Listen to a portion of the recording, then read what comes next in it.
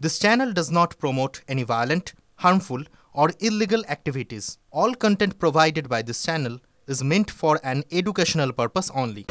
গোটা বিষয়টা নিয়ে আমরা আলোচনা করছি। এই মুহূর্তে আমরা পেয়ে গেছি চিকিৎসক সৌরভী পালকে। নমস্কার, আপনাকে স্বাগত টিভি9 বাংলায়। আমি তনিষ্ঠা কথা বলছি আপনার সঙ্গে। গোটা ঘটনাটা নিশ্চয়ই আপনি জানেন এবং এই ঘটনার পর থেকে আজ অবধি যে ঘটনাক্রম, তারপরে সিবিআই এর হাতে গেছে গোটা বিষয়টা। প্রথমেই আপনার থেকে জানতে চাইবো, প্রাথমিকভাবে গোটা বিষয়টা নিয়ে সার্বিকভাবে আপনার কি মত? কোথাও তো একটা ফাউল প্লে আছে, যেটা এখনও তার ইনভেস্টিগেশন চলছে এবং ইনভেস্টিগেশনসের সততা নিয়ে আমার যথেষ্ট সন্দেহ আছে। যে মানুষটি ধরা পড়েছে সে আদেও অভিযুক্ত কি না, সেটা সেই জায়গাতে একটা প্রশ্ন থেকেই যাচ্ছে। তো ফাউল প্লে আছে, আই মাস্ট সে। ডক্টর পাল, এটা তো মুখ্যমন্ত্রী মমতা বন্দ্যোপাধ্যায় তিনি নিজেই বলেছেন, মানে তিলোত্তমার পরিবারের সদস্যদের সঙ্গে যখন তিনি কথা বললেন, তারপরে তিনি বেরিয়ে এসে বলেছেন যে এর ভেতরের কেউই আছে এই ঘটনার সঙ্গে জড়িত। এবং তারপর থেকে টিভি9 বাংলার হাতে একের পর এক চ্যাট এসেছে, একের পর এক অডিও ক্লিপ এসেছে, যেখানে শোনা গেছে এক ইন্টার্নের সঙ্গে পিজিটির বক্তব্য, এবং সেখানেও বারবার করে কর্তৃপক্ষের কেউ রয়েছে এর সঙ্গে জড়িত বা কোনো ইন্টার্ন জড়িত রয়েছে, এরকম তথ্য বারবার করে উঠে এসছে। আপনার কি মনে হয় যে ধরনের ইনজুরি ছিল তিলোত্তমার গোটা শরীরে, একজনের পক্ষে কখনো সম্ভব, একজন মত্ত অবস্থায় থাকা ব্যক্তির পক্ষে সম্ভব এই ধরনের ঘটনা ঘটানো?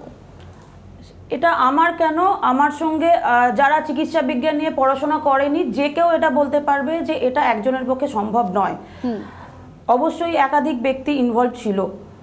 কে ছিল না ছিল সেটা তো আরজি করের ভিতরের পরিস্থিতি সন্দেহের জায়গা রেখেই দিচ্ছে।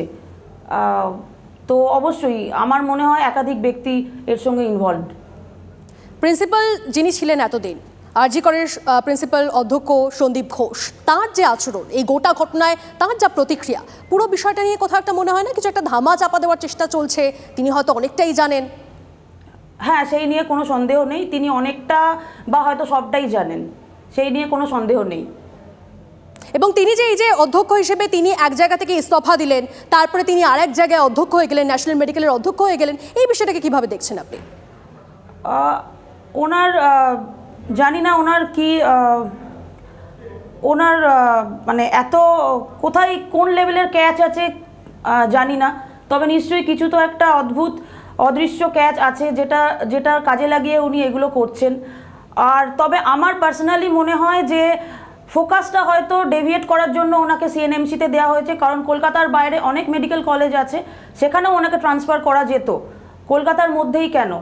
পুরো আরজি করের আন্দোলনটাকে কিছুটা হলেও শিথিল করার জন্য আমার মত ওনাকে সিএনএমসিতে ট্রান্সফার করা হয়েছে।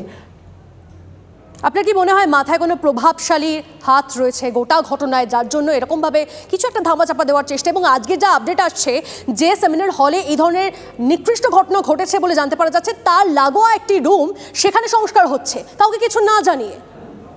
হ্যাঁ, অবশ্যই প্রভাবশালী কারোর তো একটা হাত আছে, না হলে আমরা অনেক প্রিন্সিপাল দেখেছি, বিভিন্ন কলেজের বিভিন্ন প্রিন্সিপাল দেখেছি। আমিও আমার আন্ডার গ্র্যাজুয়েট পোস্ট গ্র্যাজুয়েট করার সময় অনেক প্রিন্সিপাল দেখেছি, কাউকে এতটা বেপরোয়া হতে দেখিনি। প্রভাবশালী কারোর তো একটা হাত আছে। এবং আরজি করের রিনোভেশন নিয়েও খুব অবাক লাগছে যে এত তাড়াহুড়ো করে কি রিনোভেশন করার ছিল, যেখানে ইনভেস্টিগেশনস প্রসিডিওরটা এখনও চলছে, এবং রিনোভেশনে পুলিশ কেন দাঁড়িয়ে আছে?